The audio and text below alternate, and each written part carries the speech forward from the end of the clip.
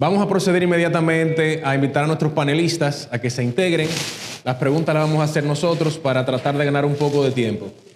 Por favor, Javier, Jacqueline, Magín y Raúl, si pueden ir subiendo.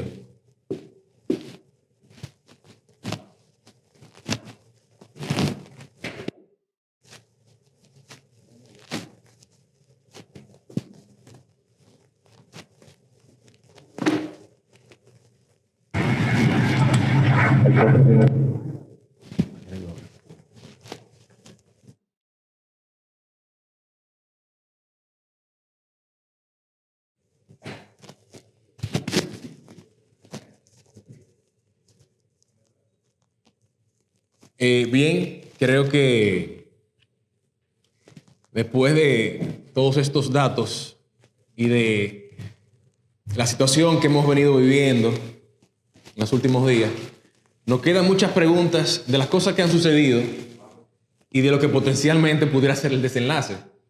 Si bien, como decíamos al inicio, no tenemos una certidumbre de lo que va a pasar, algunas personas, quizás con la experiencia, pudieran ayudarnos un poco a entender lo que viniera por delante.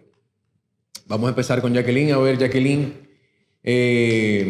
¿pudieras decirnos cuál hubiese sido el posible resultado de no aplicar los programas de estímulo de la economía y cómo nos hubiéramos encontrado hoy?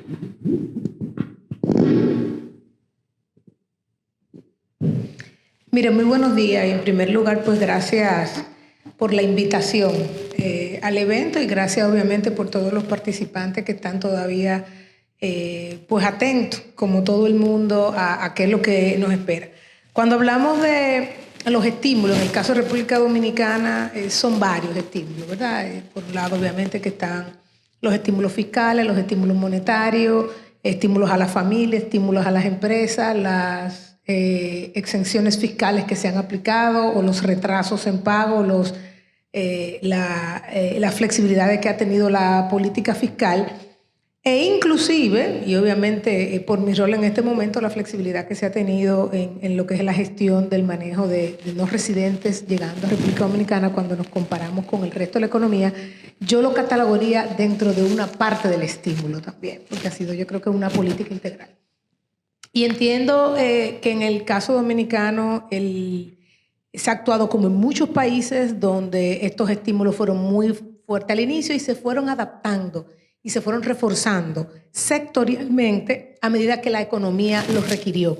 ¿Okay? Entonces al inicio había un estímulo que era para toda la economía en términos de los empleos, a los empleados se ayudó a las empresas, se ayudó a los informales, luego se comenzaron a dar estímulos que eran totalmente sectoriales. Y la realidad es que, al igual que otros países de la economía, este estímulo fiscal y monetario ha sido fundamental para el proceso de recuperación. De no haberlo tenido, pues quizás no hubiésemos terminado con un menos 6% que terminamos el año pasado de crecimiento, hubiésemos terminado con un crecimiento muchísimo más bajo, porque eso pues apoyó que la demanda interna pues se mantuviese también. Por otro lado, el proceso de apertura de la economía en términos del turismo como tal, pues también nos hizo que fuésemos dentro de los primeros 5 países del mundo en que mejor se recuperó con respecto al turismo y también ha permitido que esa entrada de divisas que ha entrado al país, no solamente por las remesas, sino también por la recuperación del turismo. Por ejemplo, nosotros acabamos de cerrar un mes de junio con un 80% de recuperación del turismo respecto al año 2019. Y eso es parte del estímulo que se da. Entonces, ¿qué hubiese pasado? No hubiésemos estado creciendo como estamos ahora. Posiblemente hubiésemos tenido una inflación más baja. Pero tenemos que entender que el componente externo de la inflación es muy fuerte. O sea, hubiésemos tenido una inflación ligeramente más baja. No hubiésemos podido contrarrestar la inflación que hay porque el resto del mundo está dando estímulo. Entonces, yo creo que las políticas de estímulo se han ido adaptando, ha sido bueno, y el resultado de no haberlo hecho hubiese sido en términos de empleo, crecimiento, mucho peores que lo que estamos viendo hoy en día. O sea, que yo creo que el estímulo ha sido, si hubiese sido más el estímulo, desde mi perspectiva, si yo lo analizo, creo que ha sido un estímulo adecuado hasta ahora y además adaptado a cada perfil de sector que se necesita. Buenísimo. Magín, quizás tú pudieras ayudarnos un poco desde esa perspectiva, a ver qué, de tu perspectiva, a ver qué hubiesen sido las consecuencias de no aplicar esos estímulos. Mira, está muy claro que el país, en medio de un año en que hubo una transición, lo primero que aquí se crearon programas de transferencia.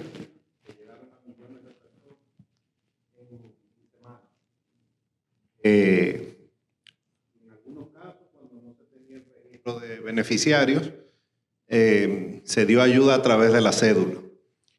Y esos programas fueron mantenidos por las nuevas autoridades. Para arriba. Okay. Por las nuevas autoridades. Y los datos indican que la pobreza apenas aumentó.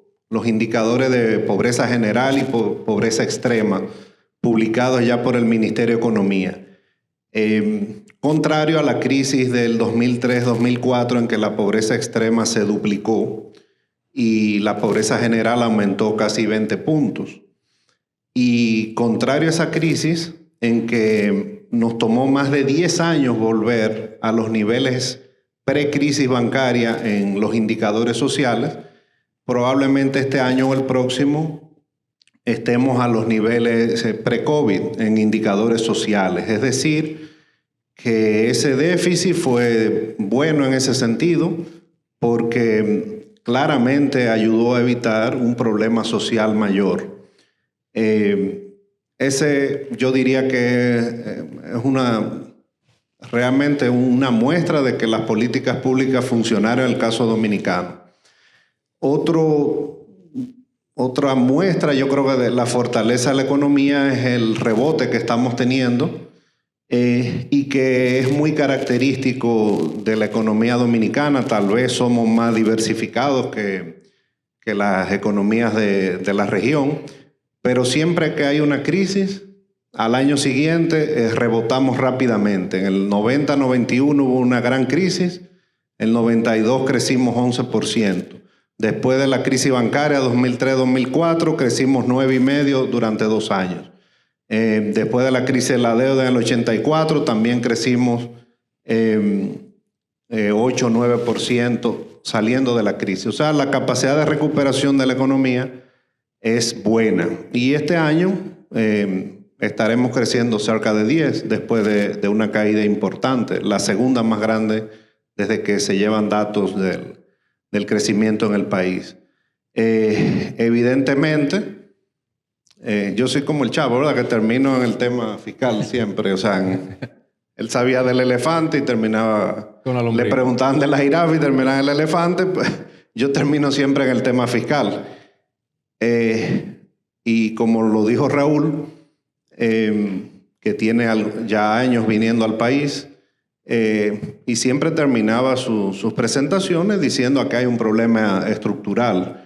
Entonces, la pandemia ha agravado ese problema, independientemente de que este año pues, el déficit sea menor porque las recaudaciones van bien, el gasto se ha contraído, pero no es sostenible esa contracción del gasto.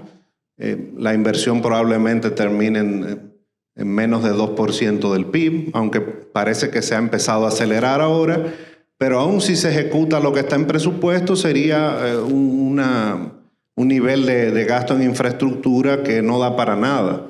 Un país como el nuestro necesita invertir 5 a 6% durante una generación y la inversión promedio del país en los últimos años es menos de 3 puntos del PIB. Entonces no es sostenible esa contracción del gasto. Y el aumento de la recaudación este año es fruto del rebote, de algunas medidas de la amnistía, pero el problema estructural sigue ahí. O sea, entonces, tenemos unos retos interesantes por delante que realmente se han agravado con la pandemia, porque como tú bien indicas, en los últimos años el tema de inversión ha sido corto. Vamos a ponerlo así. Pero sí, la resiliencia de nuestra diversificación en la economía ha ayudado un poco y esperamos que igual nos ayude a salir más rápido de esta situación. No, ha ayudado mucho, pero yo creo que llega el momento en que nos sentemos como sociedad y hay que A mí me preguntan qué impuesto hay que poner. No, hay que definir primero qué queremos. ¿Cuál es el tamaño del Estado que queremos? Teniendo muy claro que con un Estado de 13, 14% del PIB no vamos a llegar a ningún lado. Y eso era lo que estaba previsto en la estrategia de desarrollo. Que para este año, la estrategia del 2012, para este año deberíamos haber tenido una recaudación de 19, 20% del PIB, y en el 2024 un 23, 24%, que es más o menos lo que recauda Estados Unidos, que es un poco menos de lo que recaudan los países de Europa. Entonces tenemos que definir qué Estado queremos, porque mi experiencia es que todo el mundo quiere más gasto del gobierno, pero sin pagar impuestos. Queremos más gasto en salud, más gasto en infraestructura, queremos más seguridad. No queremos pagar los servicios públicos. Aquí prácticamente hay un porcentaje de la población alto que no paga los servicios públicos, pero entonces queremos que el Estado lo dé todo. Y si lo que queremos es un Estado pequeño, bueno, entonces sigamos con la recaudación en 12, 13% del PIB, pero va a haber que bajar el gasto público estructural. Y ahora mismo pónganse en el lugar de un ministro de Hacienda que recauda 14%, tiene que destinar 4% a educación, que la sociedad lo exigió, 4% a los intereses, 8%. Entonces le queda todo lo otro para todo el gasto público, infraestructura, salud, seguridad. ¿Qué hacemos? Subsidios eléctricos, los programas de transferencia que juegan su rol. Entonces yo creo que ese va a ser el gran debate de los próximos meses. No importa que estemos en una pandemia, se puede discutir, no se va a discutir en 2 o 3 meses. La gran reforma del año 92, que es la que dijo el gobierno que aspiraba, se tomó 2 años la discusión y vinieron los mejores o los mayores expertos en finanzas públicas del mundo, encabezados por la Universidad de Harvard, que conformó un equipo. O sea, eso no se discute en un par de meses, pero ya no da para más. Ya no se puede dilatar más. Exactamente, eso es lo que yo pienso. Bien. Javier, buen día. Por favor, tu perspectiva, ¿qué hubiese sido de la economía dominicana si no se hubieran tomado esas medidas? Bueno, gracias por la invitación y gracias a los panelistas. Primero, especialmente a Raúl, que me sorprende el dominio que tiene no solamente del contexto global, pero también del local. O sea que es un dominicano que, a pesar de estar en México, se ha mantenido dominicano. Yo me fui, pero no me fui. Sí. Mira, yo no... Después de escuchar las opiniones de Jacqueline y de Magín, que a todas luces son expertos y estudiosos del tema que también me planteas a mí. Tal vez lo que yo te puedo decir es uno de los comentarios que durante la crisis de la pandemia, cuando todavía se estaba cuestionando si los programas de incentivos de déficit de gasto público y de flexibilización monetaria eran los correctos, cuando todavía se tenía alguna duda, Patrick Harker, que es el presidente de la Reserva Federal de Filadelfia, en una exponencia, dijo que el costo social y humano para un país de que las personas que habían salido o se encontraban en estado de vulnerabilidad económica se retrasaran en ese proceso de desarrollo, que es un poco a lo que Magín se refería, y que cayeran nuevamente por debajo de los umbrales que habían alcanzado desarrollo económico, social, de inclusión laboral, educativo inclusive, eran mucho mayores que cualquier riesgo moral que implicara un exceso de incentivo o de gasto público para tratar de mantener una economía a flote en medio de una crisis. Creo que para mí esa fue una de las observaciones más contundentes de este proceso económico durante la pandemia, porque lo que quiere decir es que si no se hubiera hecho todo lo que se hizo, probablemente no estuviéramos donde estamos. No sabemos si fue mucho, si fue poco, siempre va a haber opiniones. Ahora, lo que no podíamos era darnos como país y como sociedad y como humanidad el lujo de dejar a los más vulnerables atrás. Entonces, desde ese punto de vista, yo pienso que si no se hubiera hecho lo que se hizo, no estuviéramos donde estamos. De nuevo, pudo ser mucho, pudo ser poco, yo no lo sé. Pero lo que sí iba a ser mucho era dejar a los que venían desde abajo atrás. Y ese era un costo que no le íbamos a pagar en un año. Probablemente nos iba a tomar décadas pagarlo, porque eso implica caer por debajo nuevamente en la indigencia o en la pobreza, implica menor educación, productividad menor en el futuro, mayores índices de delincuencia, mayor gasto público en el futuro, en fin, muchísimas consecuencias. Y de hecho que a veces pensamos como algunos negocios se han podido adaptar, pensamos que han sido todos los negocios, o sea que todos los sectores de la economía sí lo han hecho, pero hay muchas personas todavía que tienen un gran reto por delante. Y muchas de esas personas recibieron un incentivo o una asistencia de sus gobiernos. Hubiera sido difícil si no lo hubieran tenido. Hubiera sido más difícil. Claro, ese es el punto. O sea, el riesgo moral de tú haber ayudado sin ser la intención a muchos sectores de la economía es mucho menor que el costo que hubiéramos pagado. Correcto. Bien, pienso que podemos pasar a la siguiente pregunta, justamente con el mismo tema. Raúl Hernández, perdón que hay unos tocayos acá, a ver si pudieras ayudarnos. ¿Cómo ves el progreso de la recuperación económica mundial? Ya no estamos hablando solamente de la local.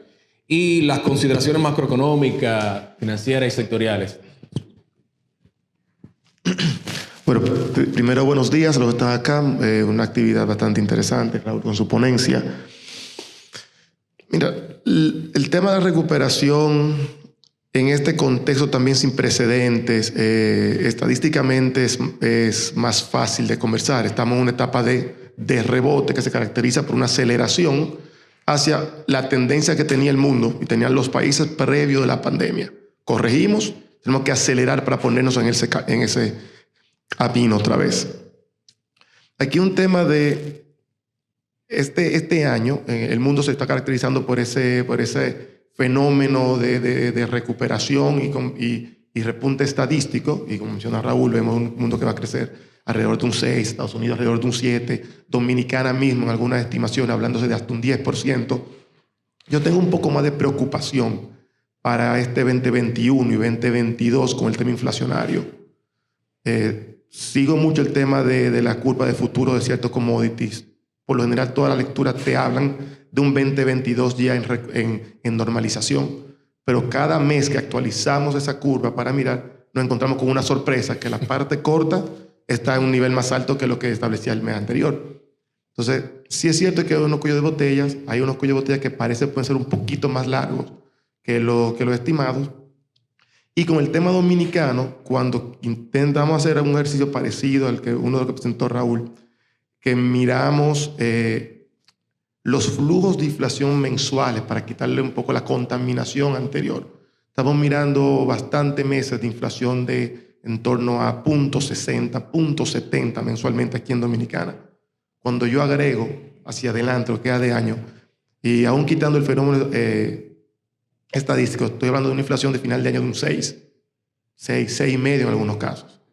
Si miro 2022, en algunos casos la primera mitad del año voy a tener un efecto estadístico parecido a los primeros meses todavía de 2021 y voy a seguir teniendo una presión también por encima de la meta. Entonces, en lo que yo estoy viendo, sí, una recuperación económica firme, pero una preocupación inflacionaria para este año y todavía la primera mitad de un 2022. Sí, y quizás esa preocupación inflacionaria, uno se imaginaría que solamente por el tema de la flexibilización cuantitativa vendría. Sumado a eso, los cuellos de botella que estás indicando, es muy difícil precisar cuándo se va todo a estabilizar. Y una última idea que creo que es interesantísima ahí también. Cuando tú miras los ciclos de tasa de interés, sobre todo en Estados Unidos, cada ciclo de reducción de tasa, el próximo ciclo de aumento que le sigue, no llega nunca a la tasa del ciclo anterior. Entonces, cada aumento es menor. Llegamos a mínimos históricos, lo más cercano a cero, flexibilización cuantitativa, y vamos a salir de acá. Tenemos que salir de acá, pero no hay precedente de cómo lograrlo. Y ese peso de la historia, de ese aumento cada vez menor que el anterior, también me dificulta, porque no habíamos arreglado la casa del problema 2008-2012 y nos llegó un ciclo nuevo. Entonces creo que tenemos todavía esos temas estructurales en la mesa que van a salir a flote 2023-2024. Interesante. Y contrasta un poco con lo que nos comentaba Magín, de que realmente la resiliencia y quizás en las crisis anteriores nos hemos recuperado. Vamos a ver qué sucede. Raúl, Félix, si tú pudieras explicarnos un poco, ya más o menos vimos en tu presentación tu perspectiva, pero ¿cómo ves el progreso de la recuperación económica? Bueno, no sé si se está escuchando. Sí, se escucha. Yo creo que uno de los temas, estaba Raúl, es qué tan transitoria es esta inflación. Yo creo que en gran parte es esta que acabamos de ver, la de recientemente, es casi toda transitoria. Lo que sucede es que eventualmente estos ciclos de incremento en los precios que se van a desvanecer en los próximos 2 años, lo van a hacer a velocidades diferentes. Entonces, a lo mejor el problema que podría llegar a complicarse es que antes de que se desvanezcan completamente, ya otros precios estén subiendo. Entonces, realmente la inflación va a ser una mezcla de precios que van bajando con otros que van subiendo y a lo mejor no baja suficiente. Lo que está claro es que va a ser un gran reto para todos los bancos centrales, especialmente para el Banco Central de la República Dominicana, manejar una situación como esta.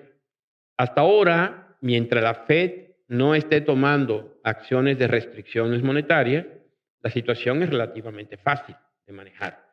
Pero cuando la Fed comience a apretar, entonces la cosa se va a complicar porque todos los bancos centrales de todo el mundo, pero en particular los de esta región y países pequeños, van a tener que tomar una decisión de si replicar el alza de tasas que hace la Fed con un múltiplo probablemente, o dejar que el tipo de cambio se devalúe, o sea, que se ajuste la moneda. Va a haber un trade-off entre la volatilidad en el tipo de cambio y la volatilidad en las tasas.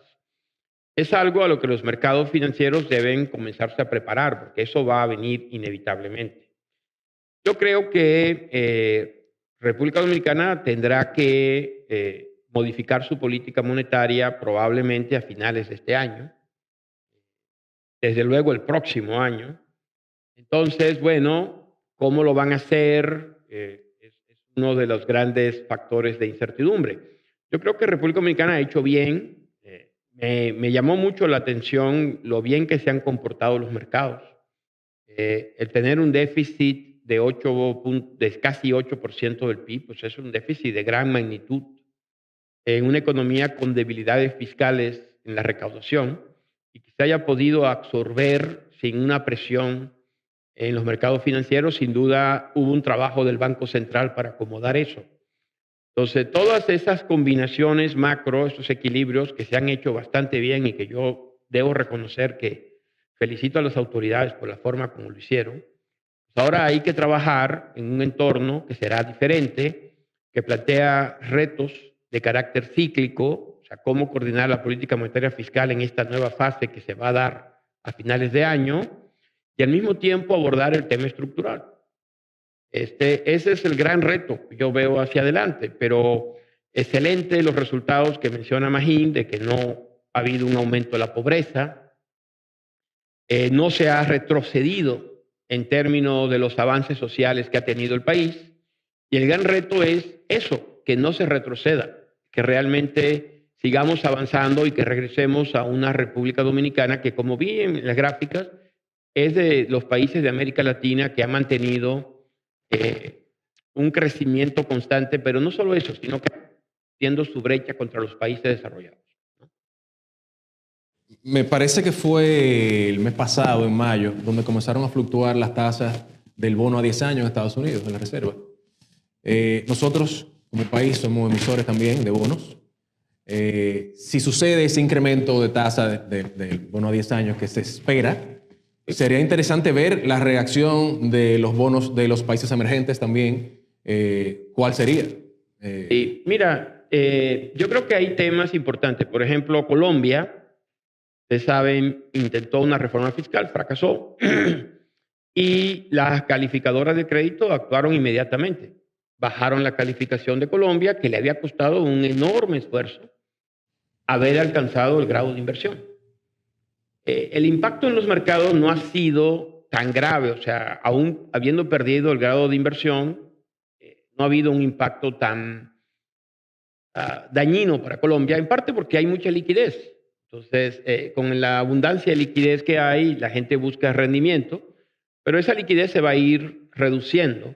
Entonces, preservar la calificación crediticia o incluso mejorarla debe ser un reto para la República Dominicana. Y lo que pasa es que eso nos lleva al tema fundamental de la debilidad fiscal. Tienes una deuda que ha subido, tienes una recaudación muy pequeña, tienes a favor un alto crecimiento, pero el riesgo es que República Dominicana pueda ser degradado en su calificación crediticia si no hay una mejora importante en la recaudación. Que el caso de Colombia sirvió como ejemplo también para otros países de la región. Ellos fueron los primeros que sufrieron las consecuencias de tomar esa medida en ese momento. Pero me parece que algunos otros han recogido sus intenciones de hacerlo ahora por justamente la reacción que ha tenido en Colombia y que el resultado fue peor de lo que se esperaba. En ese sentido, pasamos a la siguiente pregunta.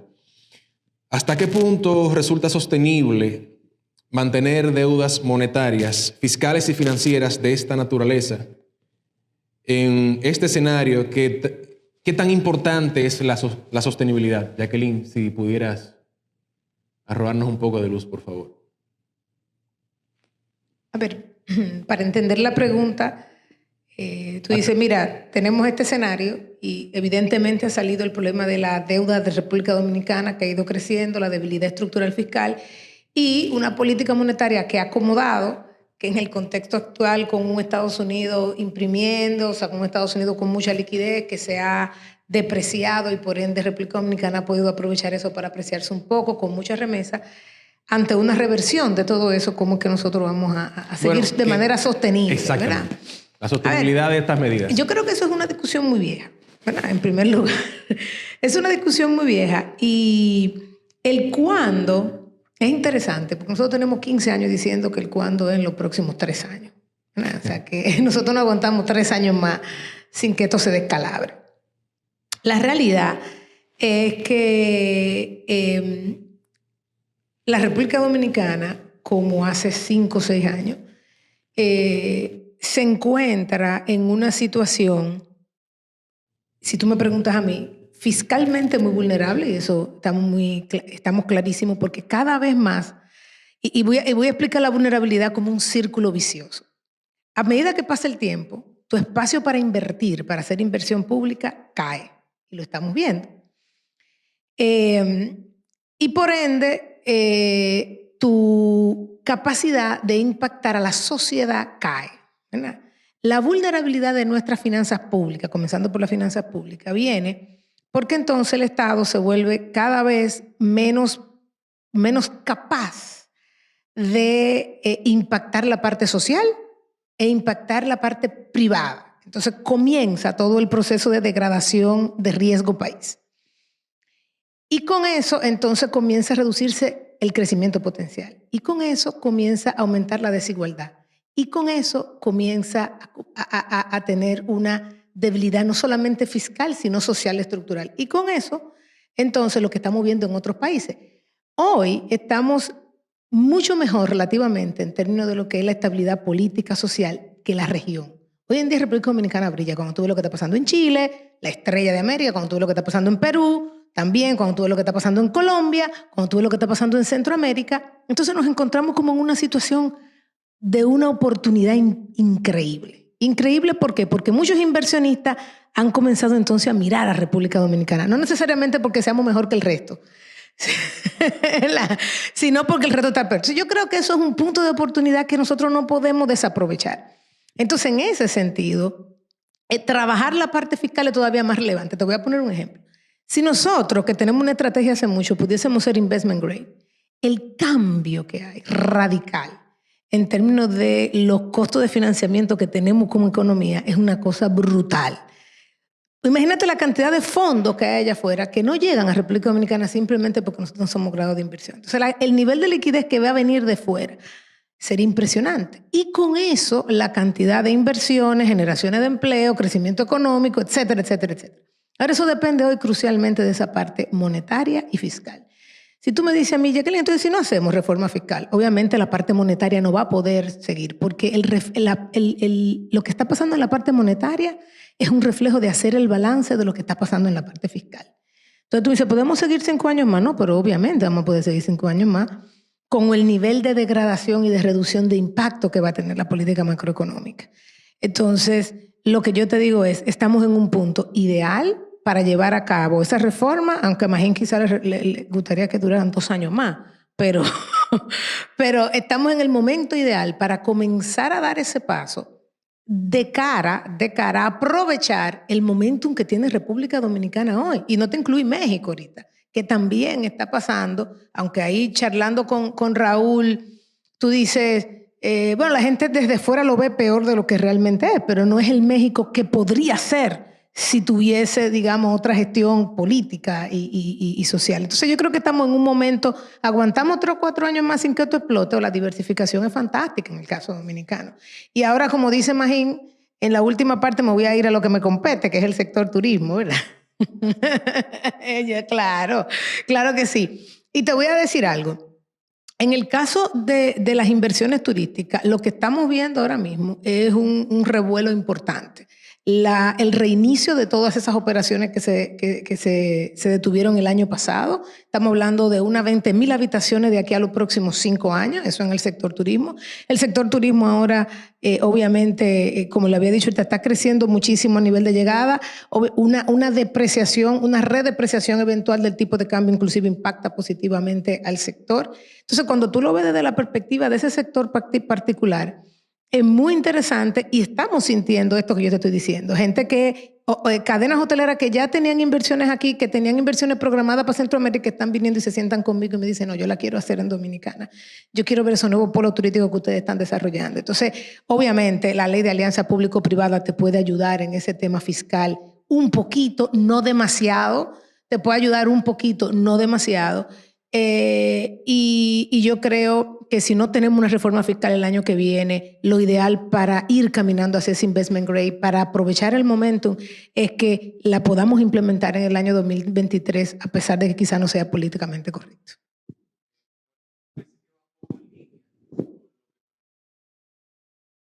Pública. Tú también mencionas la inversión privada. Y justamente esta apertura de las asociaciones público-privadas, de la mano también con un proyecto de ley que hay ahora en el Congreso para el fomento de la oferta variable, que quizás le abre una oportunidad a los inversionistas privados y al Estado para reducir un poco el impacto en el gasto público, pudiera presentar oportunidades para que el mercado de valores de alguna forma influya en esa recuperación.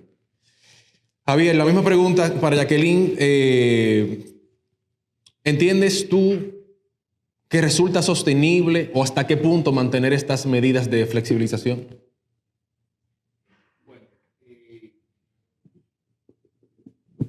¿Me oyen? Ok, sí. Bueno, yo pienso que Jacqueline fue muy clara en sus observaciones. La sostenibilidad de la deuda dependerá siempre del compromiso que tengamos, tal como también dijo Magín, con el futuro económico y político y social que querramos para el país. Entonces, que podemos todavía con la fortaleza económica, la estructura de la economía dominicana, mantenernos un tiempo así, es posible. Que debemos tomar cartas en el asunto y que estamos en un momento ideal donde todo se justifica para iniciar una conversación seria tendente a solucionar de una manera estructural el problema. definitivamente. La economía dominicana es altamente diversificada. Estamos en un punto luminoso coyunturalmente con respecto a nuestros pares en la región. Hay acceso a liquidez. Ahora mismo los mercados nos ven con buenos ojos. La pregunta es cuánto tiempo eso va a durar, porque como pudimos ver en Chile y en Colombia y en Perú, precisamente, el sueño se puede acabar repentinamente. Y yo quisiera dar un giro a eso que tú me estás preguntando, que tiene más que ver con el tema de inversión, porque aunque aquí somos un panel todo de economistas, yo renuncié a esa carrera hace un tiempo para dedicarme a la parte de las inversiones. Y yo sé que mucho del público presente piensa mucho en qué tiene que ver todo lo que hemos hablado de inflación, de sostenibilidad de la deuda, de crecimiento, con lo que hacemos en el día a día, que es velar por preservar patrimonios y hacerlos crecer en el tiempo, a mediano y a largo plazo principalmente. Entonces, hay un punto de la inflación que a mí se me quedó ahorita pendiente, y es qué implica esta inflación, presión inflacionaria que estamos viendo, que una gente dice que es transitoria, otros dicen que es permanente. Usted elige de qué lado de la moneda usted quiere estar. ¿Qué implica eso para nosotros que somos inversionistas? Y yo creo que es bueno que nosotros diferenciemos entre la inflación de los productos de consumo, o la inflación en general, y la inflación en ciertas clases de activos, o aumento del valor en ciertas clases de activos, que a nosotros como inversionistas sí nos impactan. Y uno de los puntos que yo estoy viendo que me preocupa mucho es que el aumento en los commodities, el aumento en los bienes de capital, en el valor de los bienes de capital, construcción, metro cuadrado de construcción, kilómetros de red eléctrica, megavatio hora de generación de energía, planta de industria, cualquier activo de capital que usted vea, yo pienso que esa inflación es un poco más permanente. Y nosotros como inversionistas lo que estamos viendo es cómo eso se compara con lo que nuestros pesos, nuestros dólares, nuestros capitales generan en términos de tasa de interés, que se ve directamente afectada por todo este tema de sostenibilidad aquí en República Dominicana. Yo tengo una opinión, es que este es el momento de empezar a dar el giro hacia lo que tú mencionabas, asociaciones público-privadas, inversión en bienes de capital aquí en el mercado dominicano, sobre todo lo que estamos en esta jurisdicción, porque la proposición de valor que implicaba invertir en la deuda en el pasado, yo pienso que cada vez va a ser menos atractiva y cada vez va a ser no solamente más interesante, pero necesario que nos volteemos a esa parte de la moneda. Entonces, yo no quería que se nos fuera la conversación y dejar ese takeaway, porque la inflación tiene un impacto para nosotros. De hecho, ese giro nos lleva justamente a nuestra próxima pregunta, que es sobre la inflación. Magín, si pudieras ayudarnos. Estamos hablando ya, pasamos de repente al tema inflacionario. Muchas personas expertas consideran que es un tema pasajero, que ha sido en gran medida creado por la flexibilización cuantitativa, influida también por los cuellos de botella que se han generado en el tránsito de las mercancías, el aumento de los fletes, etc. Y están apostando a una estabilización, como mencionaba Raúl, quizás a fin de año, quizás el año que viene. ¿Tu opinión con relación a la estabilización de la inflación, su impacto local? Bueno, primero, como diría el reconocido economista Raúl Félix, más que inflación, estos son ajustes de precios relativos. Correcto. Eso no lo entiende la gente, pero esa es la realidad. La economía vivió ahora un choque de oferta sin precedentes. Váyase todo el mundo a la casa, paren la producción, vino el choque de demanda y se pusieron estos estímulos sin precedentes, entonces fiscales y monetarios. Jacqueline ahora dice que también turístico. Aquí me gustó. Ese es uno nuevo, ¿verdad? Entonces, ¿qué acaba de decir Richard Clary, del vicepresidente de la Fed? Esta inflación lo que está reflejando es que la recuperación de la economía va muy bien. Es lo que queríamos, se está recuperando la demanda mucho más rápido, obviamente, que la oferta, que toma tiempo. Por eso es que, por los cuellos de botella. Entonces, la evidencia hasta ahora es clara. De hecho, ya muchos precios empezaron a bajar este mes. O sea, que pudiéramos hablar un poquito del sobrecalentamiento de la economía. No También influyó eso. necesariamente. Se está recomponiendo, buscando el nivel, fruto de todos estos cambios en la oferta y la demanda. Pero los aumentos de precios fueron tan grandes en algunos commodities, por ejemplo, o insumos agropecuarios, que tenían que bajar, como ocurrió en el 2008. En el 2008 tuvimos 3-4 meses de inflación aquí de 13-14%, y la inflación a fin de año terminó en menos de 5%.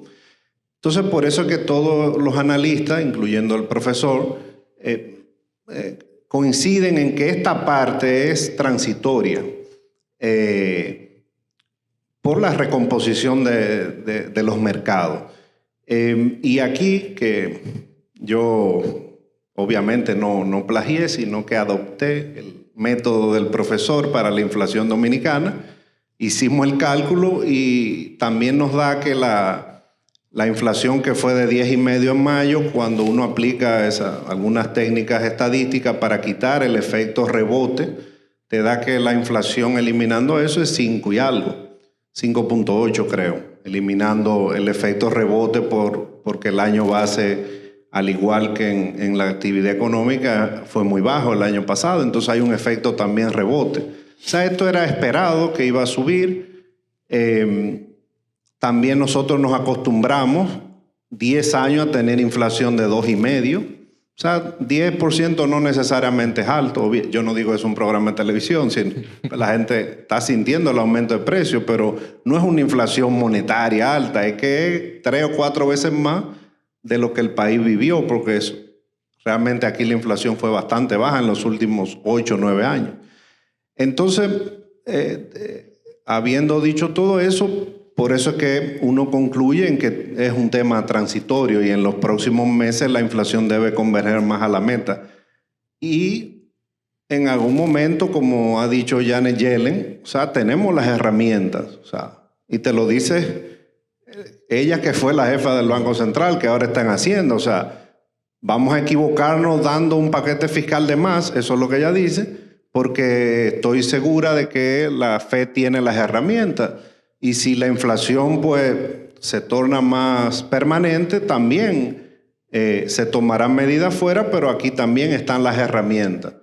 Ahora, no es momento de tomar ninguna medida monetaria, porque eso es lo que nos está ayudando también a crecer 10%. En Centroamérica hay menos inflación, pero nosotros estamos creciendo 4 o 5 veces más. Entonces, yo prefiero crecer un poco más, que se recupere el empleo. Y el gobierno, que ahora hizo una mesa o ha convocado mesas de distintos sectores para ver ideas, pues tomará algunas medidas, y yo creo que la más eficiente es dar un tipo de compensación focalizada al 20-30% más por la población por la pérdida del poder adquisitivo durante varios meses, digamos de aquí a diciembre, para paliar eso. Viene el aumento del salario mínimo, que va a compensar también parte de la pérdida del poder adquisitivo, y no tomar medidas ineficientes como subsidios generalizados y eso, que no funcionan, controles de precios. Y en varios meses pues yo creo que estaremos convergiendo a la meta. Perfecto. Me parece que Janet Yellen fue de las primeras personas que habló de ese tema, y que fue como a finales de abril, principios de mayo, que se refirió al mismo. Pasamos a nuestra penúltima pregunta. Claro, cómo no, por favor, adelante. Fíjate que es un tema muy interesante. ¿Cómo afecta la inflación la mezcla de clase de activos? ¿No? He tenido la oportunidad de estudiarlo. Te puedo decir que el equity, o sea, el mercado de capitales, es el hedge preferente para cubrir el riesgo inflacionario. Solamente ha habido un episodio de inflación donde el equity fue la respuesta equivocada, nada más uno, y es la estanflación de los años 70. Obviamente, la estanflación de los años 70, mucha gente piensa que es lo mismo que hoy. O sea, en los 70 tuvimos en Estados Unidos inflaciones de 2 dígitos. Pero fue un shock de oferta que generó dos cosas. Primero, un incremento de costo, además una respuesta errónea de la Fed. Ese fue el principal problema. Que generó inflación y al mismo tiempo cayó la actividad económica. Entonces, el mercado de capitales funciona con dos variables fundamentales: proyectar flujos de efectivo hacia adelante y el factor de descuento, del cual la tasa libre de riesgo es uno de los determinantes fundamentales. Entonces, la tasa libre de riesgo iba para arriba porque la Fed iba a tener que parar la inflación con una restricción monetaria. De hecho, tuvimos tasas de interés de 2 dígitos. Por ejemplo, hubo gente que compró Treasury, ese fue el gran trade del mundo, en el año 81, Treasury de 10 años a 18%. Imagínate eso, ¿no? Y al mismo tiempo, la economía perdió la década. La década total de los 70, la economía no creció.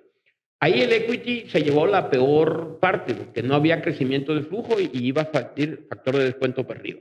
Pero todos los demás episodios, excepto ese, la inflación ha sido buena para el mercado de capitales, en todas las demás.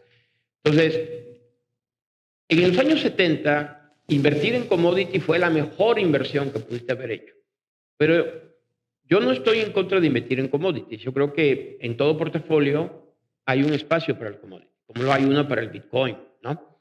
Pero creo que no, este tipo de inflación que estamos viendo no es exactamente el que más beneficia invertir o sobredimensionar o sobreponderar commodities.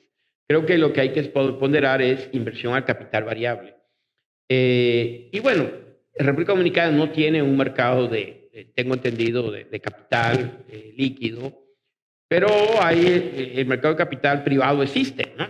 Entonces, tú tienes las empresas, inversiones en bienes raíces, inversiones en una gran cantidad de renta variable, más que de equity listado propiamente dicho, que creo que son los verdaderos hedge para esta inflación que estamos viendo. Yo quisiera hacer una diferenciación entre el efecto de nivel de precio e inflación. Puede ser que los precios de los commodities, por ejemplo, el caso del cobre, ahorita tienen unas fluctuaciones a la baja, pero yo pienso que el cobre está en un superciclo. Sí, tiene a la baja, pero hace 45 días estaba No, por eso. incomparable. Es una cosa cíclica, pero yo pienso que el cobre va a seguir subiendo, porque el cobre refleja otra cosa, la electrificación del transporte, ¿no? Entonces, si tú ves la cantidad de cobre que demanda un coche eléctrico, es 4 o 5 veces la que demanda un coche de combustión interna. La transición hacia las fuentes renovables de energía demanda 4 veces más cobre en generadores de transmisión que las fuentes basadas en hidrocarburos. Entonces, una cosa, este es un precio relativo, como decía Magín, que va a ir aumentando. Yo no creo que se va... más allá de los ciclos, yo creo que el cobre va a tener una tendencia al alza, pero no creo que el petróleo, por ejemplo, ¿no? El petróleo, en este momento, la OPEP tiene un buen momentum de controlar la demanda, después de haber perdido el control de la demanda durante muchos años. Pero si el precio del petróleo se mantiene elevado, ya sabemos que la oferta de shale oil va a aumentar en los Estados Unidos. El shale oil no está respondiendo tan fuerte porque esas empresas han tenido un crack de liquidez tremendo, pero en cuestión de poco tiempo la oferta de petróleo podría aumentar muchísimo. Y yo no creo que el petróleo, más allá de puntos que podríamos ver que suba un poquito más, pueda ir mucho más arriba de esto. Yo más bien lo veo hacia los $50 el barril. Lo que digo es, esto no es inflación, estos son ajustes de precios. La inflación es un aumento permanente en los precios. Es decir, ya subió el petróleo de 48 a 70 y el próximo año va a subir a 120 y el próximo estará a 180 y el próximo a 220. Eso no lo veo. Entonces, ¿qué tanto? La pregunta a veces dice, no, es que los precios aquí, me han dicho mucha gente, ayer tuve una plática, aquí suben y nunca bajan. O sea, eso tampoco es inflación, ¿no? Lo que sucede es que hacerlos bajar normalmente puede implicar relativizar el crecimiento, bajar el crecimiento, meter una recesión, disciplinar los precios es costoso. Entonces, muchas de las economías normalmente lo que hacemos es, por ejemplo, ya subieron mucho los precios, 11. pues hay que reponer un poco el poder de compra y aumentamos salarios. Entonces, suben los salarios y ya los precios no vuelven a los precios, al nivel anterior, porque pues ya hay una estructura de costo diferente.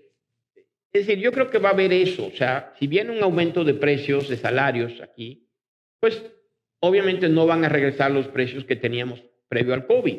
Habrá algunos que bajarán, pero no regresarán al precio anterior. Pero eso tampoco es inflación, es ajuste de precios. Yo sé que para el público general y para la política es muy difícil de entender eso. Y entiendo que los gobiernos, todos, llaman a comités, a consejos que asesoren y hacen llamados a misa para que no suban los precios los empresarios. Es parte de la política. Pero realmente yo no veo que estemos viviendo una situación de gran preocupación inflacionaria. Va a haber un tiempo, a lo mejor va a ser más persistente la inflación que vamos a observar de lo que algunos pensamos, pero es transitoria. No tengo la menor duda al respecto. Interesantísima. Y la mejor forma de captar esto es la inversión en capital o renta variable. Buenas. Raúl, tus perspectivas para las tasas de interés domésticas. Wow.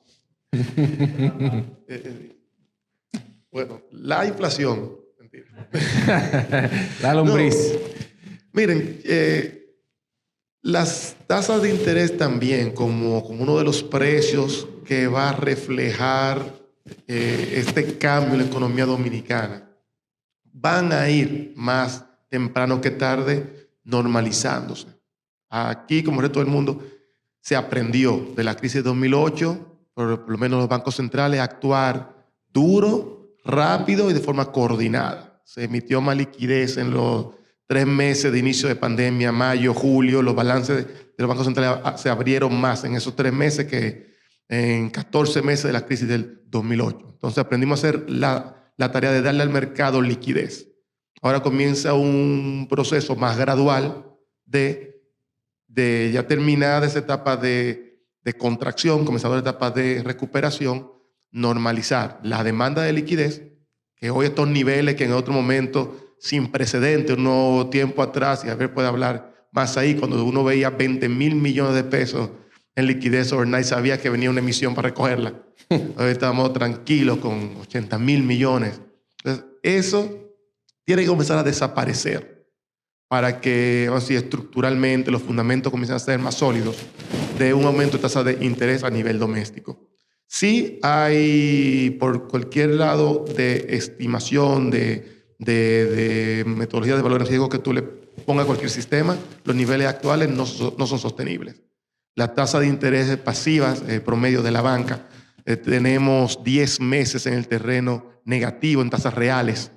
El mes pasado las tasas activas reales se fueron al terreno negativo también por primera vez desde el 2004. Entonces ya claramente estamos en un piso. A partir de aquí lo que nos toca es una subida. En la misma línea que el fenómeno en discusión o inflacionario no es de crisis, no es de alerta, pero venimos a un proceso de recuperación económica. Asimismo, el aumento que esperamos en las tasas va a ser gradual. Pero me sumo fácilmente a lo que mencionó Raúl Félix ahorita, de que muy probablemente veo aumentos, 25 o 30 básicos este año, pero mucho más seguro, el próximo año ya tenemos otro entorno de tasas de interés. No para salir corriendo, pero sí para comenzar a repreciar mejor la deuda pública y privada, que está hoy bien a niveles altos prácticamente por liquidez.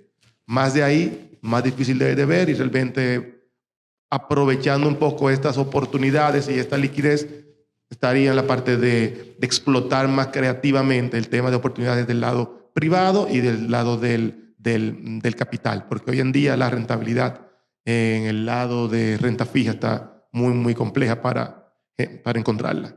Entonces, esa tasa de interés creo que viene en parte otoño, final de año, 25, 30 básicos, comenzar a ajustar, y más firme principio próximo año. Pero ya no hay espacio para una bajada adicional en este ciclo. Bien, esperemos que así sea. Eso nos lleva a nuestra última pregunta, que es sobre los retos y oportunidades para los próximos 12 meses. Quizás podemos empezar con Jacqueline.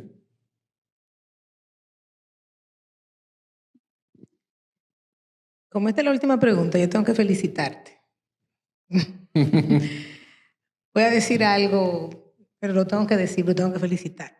Porque has hecho un manejo del escenario muy bien, a pesar de que eres abogado, pero la Junta con los economistas te ha ayudado de manera impresionante. Yo estoy como Javier, que estudié una carrera, pero ya estoy negándola. Pero en la carrera ayudó el verbo, eso es así. Mira, reto, oportunidad de perspectiva. Yo creo que las perspectivas para los próximos 12 meses en el caso dominicano son buenas. Hay un efecto rebote, obviamente, pero yo creo que en términos generales son buenas por lo que hablábamos. Hablábamos de una posición relativa con respecto a la región que es mucho mejor. Hablábamos de que se ha dejado, a pesar de las mesas y todo, que los precios sirvan de proceso de ajuste. Y eso es buenísimo. Si nosotros recordamos la crisis del año 2003-2004, donde tuvimos grandes ajustes de precios, Magín decía, bueno, siempre rebotamos, porque yo creo que en el periodo anterior se deja que los precios hablen. Cuando tú dejas que el precio hable, tú tienes siempre el dilema precio-cantidad. Entonces, ¿qué le pasa a una empresa? Ahora hay un choque de precio por costos. Si esas empresas no pueden traspasar parte de ese costo, tienen que absorberlo. Y no lo va a absorber todo el capitalista, la rentabilidad. Entonces, lo que tú haces es que tu plan de contratación, tú lo reduces, lo pones más lento.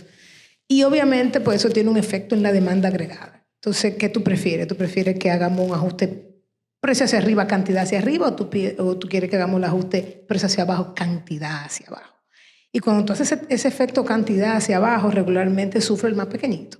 Entonces yo creo que la inflación, como la querramos ver, ajuste de precio-inflación, haber dejado que suceda es positivo. Eso nos va a permitir que el proceso de recuperación del empleo en la República Dominicana se dé relativamente más rápido. ¿Okay?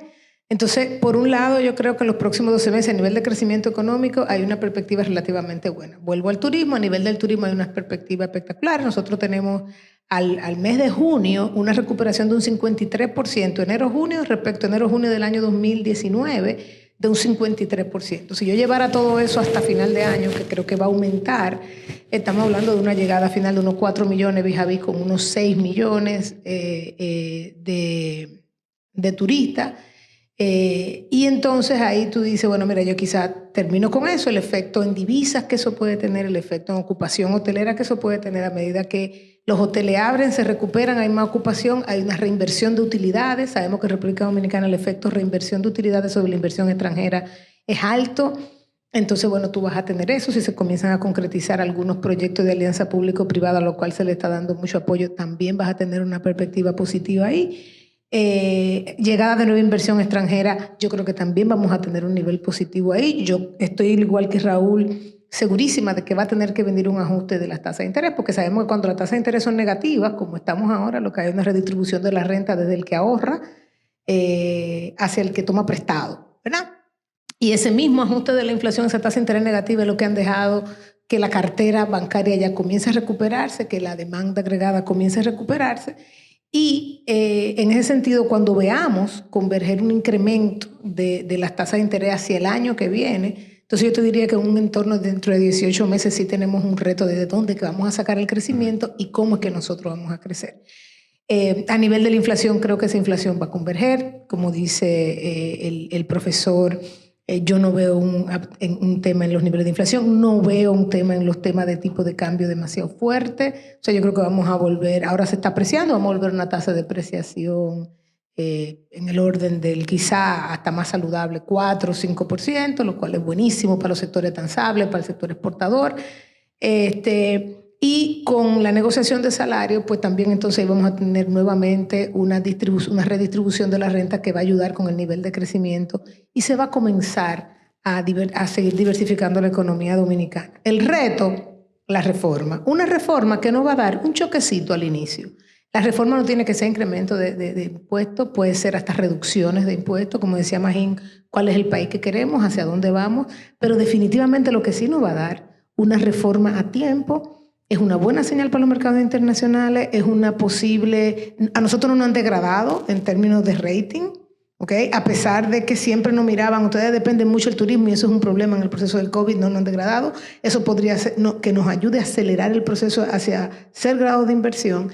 Y con eso, y ese yo creo que el gran tema de la reforma, todo el mundo está mirando Dominicana. Si la logramos hacer el año que viene en un grado, aunque sea de manera pausada, yo creo que para los próximos 4 o 5 años, entonces esta economía sería otra cosa. Mira, yo pienso que tú has mencionado algo muy importante. Yo soy muy positiva. No, pero eso así hay que ser. Así hay que ser. Yo pienso que tú has mencionado algo muy importante y es la influencia del sector turístico en todo este proceso. Si bien nosotros tenemos un aumento del turismo, cuando lo comparamos con el año pasado para esta fecha, la verdad que el año pasado para esta fecha estábamos bien feos en términos turísticos, pero hay una recuperación importante ya. Justamente el sector turístico es uno de los sectores que tiene mayor incidencia en la inversión extranjera directa. Y quizás ahora estamos en un momento donde la República Dominicana puede consagrar su sitial en la región como líder de inversión extranjera directa. El sector turístico también es sumamente importante para el empleo. Y tú mencionabas el reto que tenemos por delante justamente en eso. O sea que el turismo ahora está en un momento donde, si se dan las condiciones, que todo parece indicar que así se están dando, va a demostrar su fortaleza en la economía dominicana. Magín, retos y oportunidades para los próximos 12 meses.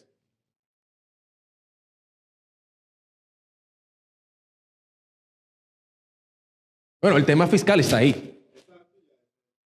Reto.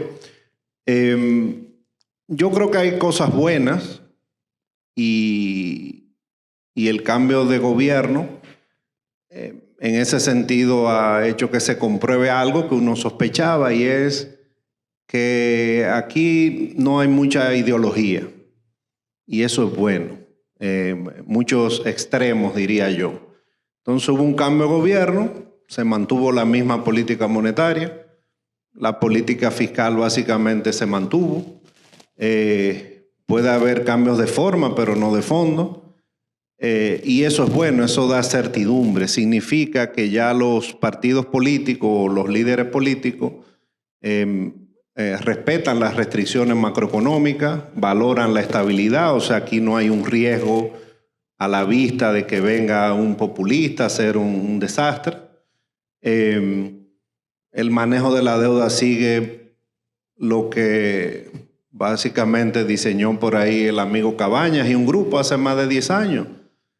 Un poco de financiamiento multilaterales, financiamiento soberano, se creó el mercado, operaciones de manejo de pasivo, que se hizo una hace 5 años, ahora se han hecho varias, o sea, cada vez más sofisticado el manejo, y yo creo que eso es bueno. Ahora, fuera del tema fiscal, que ya lo hemos hablado mucho, que es el gran reto, la pregunta es qué hacer para crecer más. Queremos seguir con, llamamos PIB potencial, ¿verdad? El crecimiento potencial, que es más o menos 5, yo creo que es más tendencial, porque tú agarras cualquier periodo y lo promedias y ¡pam!, crecemos 5. Per cápita eso es 3,5. Los países que se han desarrollado realmente en 30 años, per cápita crecen 8. O sea, tendríamos que crecer el doble. Tal vez el doble es mucho, pero ¿cómo subir esa tasa de crecimiento potencial, o que le llamamos potencial? Hay un tema de productividad, cómo mejorar la productividad, de educación. Aquí hay un rezago grande en la calidad de la educación, se habla mucho. Un porcentaje muy pequeño que tal vez estamos aquí representados con una educación muy sofisticada, pero realmente vivimos en 5 kilómetros cuadrados todos.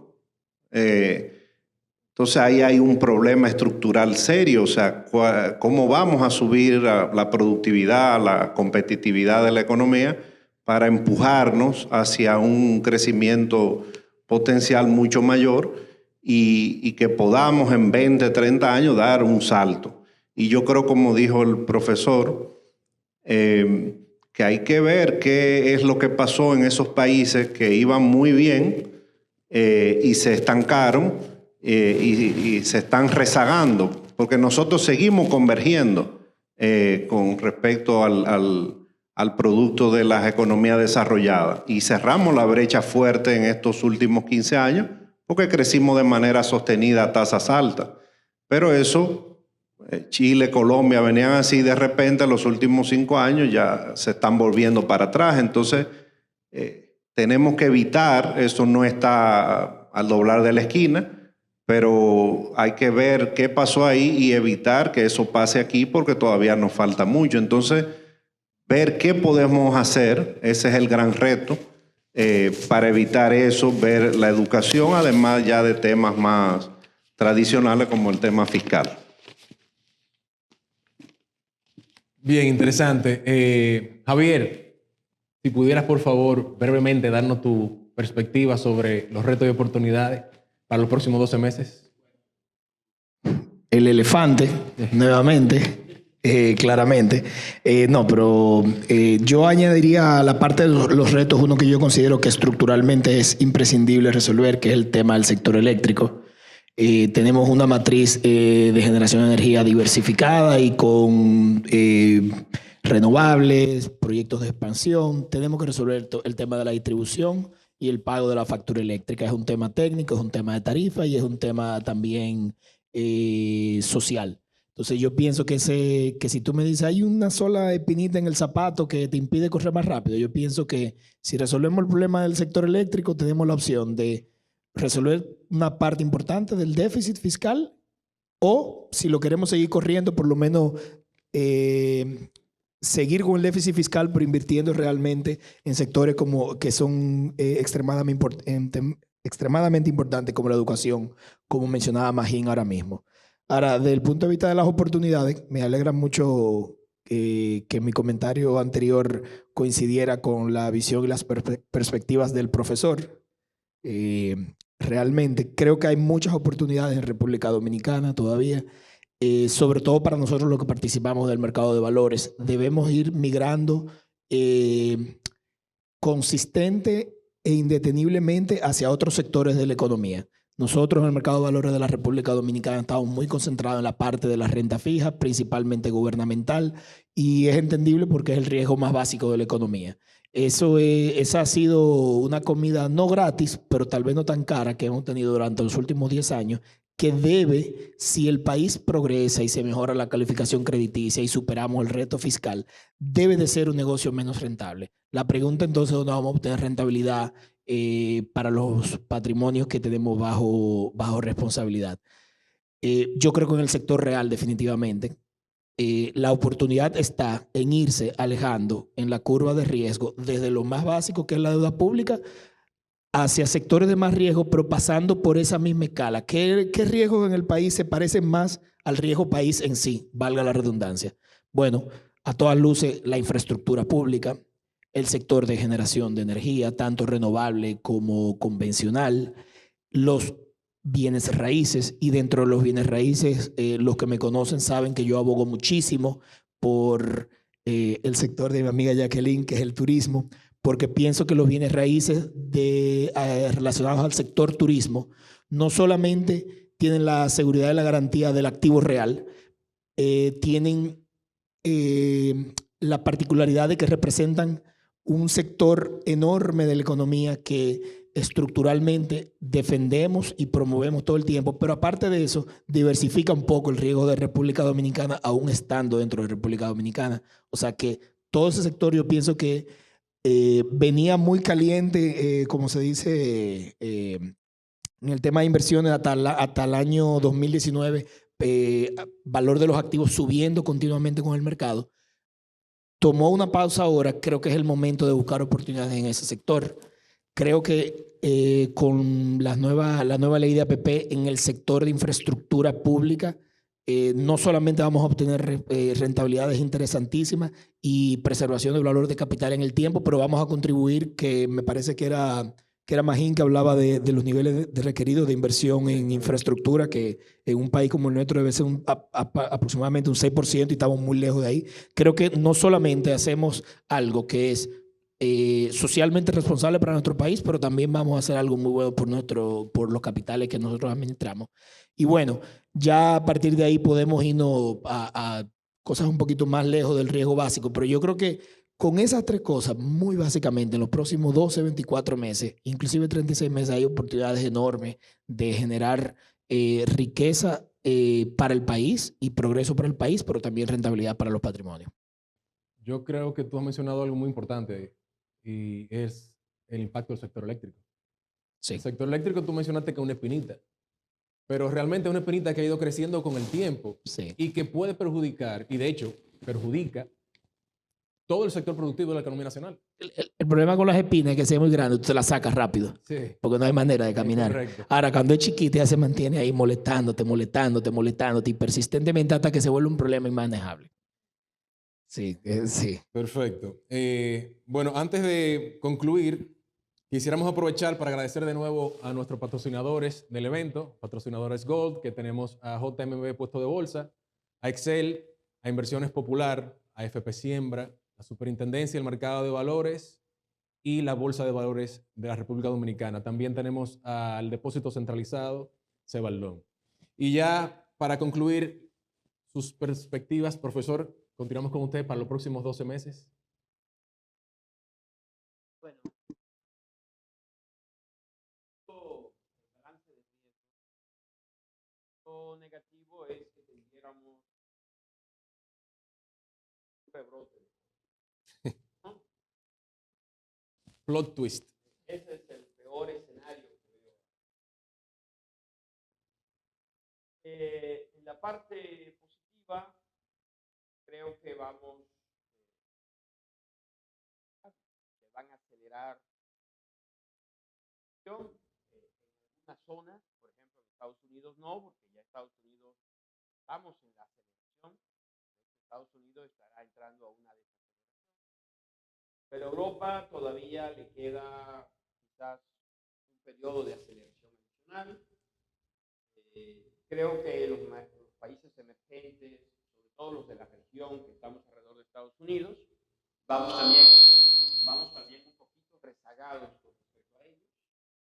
También aquí en creo que vamos a ver una aceleración de la economía este año. Creo que para los mercados de capitales, para los activos reales, esta crisis, no lo dije, pero es interesante decir que es muy diferente a la crisis de 2009, dada en el propio sector financiero, por exceso del sector financiero. Pagó muy caro el sector financiero la crisis de 2009 en reducción de los esta vez no. Vimos los mercados capitales están en máximos históricos. De hecho, ahorita acabo de ver ya el S&P ya está arriba de 1,300. Los precios de las casas han subido. Para los inversionistas ha sido una buena crisis. Triste, que ha muerto millones de personas. Ha sido, algunos dicen, una crisis que ha tenido una recuperación no de forma de V ni de L, sino de K. ¿Qué de K? Bueno, porque una parte para arriba, más para arriba, y otra parte ya se ha dañado muchísimo. Creo que el reto es esa parte de esa K, esa gente, sobre todo mucha gente en el sector informal, muchos negocios, seguramente no han fracasado, han quebrado todo eso. Generar las condiciones para que esos sectores puedan volver a activarse y que no sumen parte de una pérdida permanente. Pero para el mercado financiero, dado los apoyos macro, ha sido un buen momento. Soy optimista sobre la recuperación. Creo que República Dominicana va a salir bien. Creo que el turismo se va a recuperar con mucha fuerza, porque lo que yo veo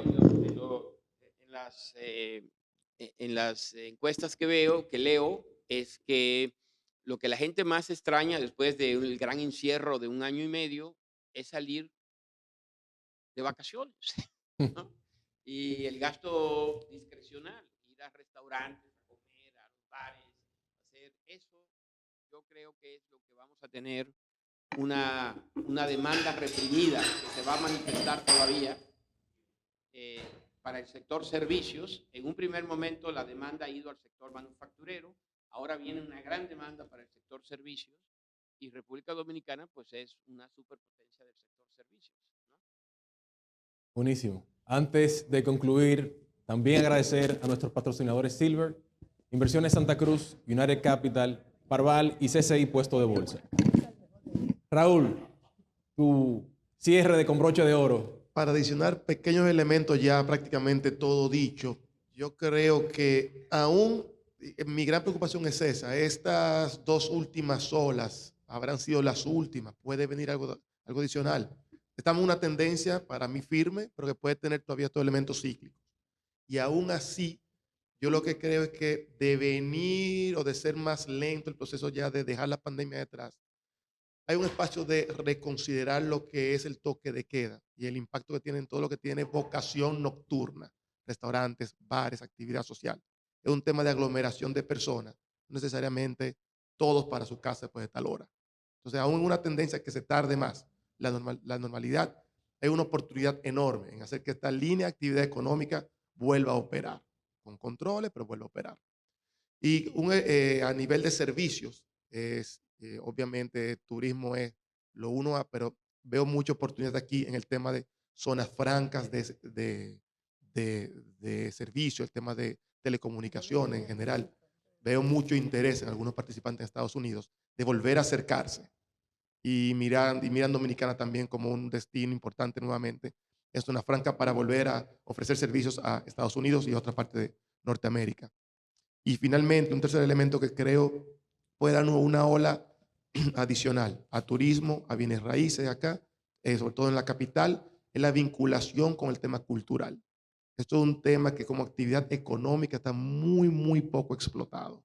Hay experiencias en Estados Unidos, todo lo que se ha hecho en la zona de Miami, en Argentina, que hay prácticamente hasta planes estratégicos de la ciudad donde vinculan bienes raíces, turismo y cultura y se han hecho unas experiencias extraordinarias.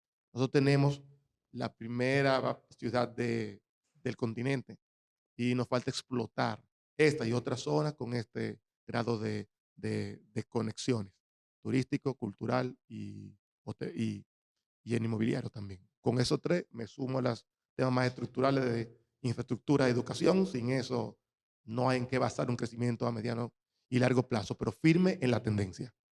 Y nada, muchísimas gracias por la oportunidad.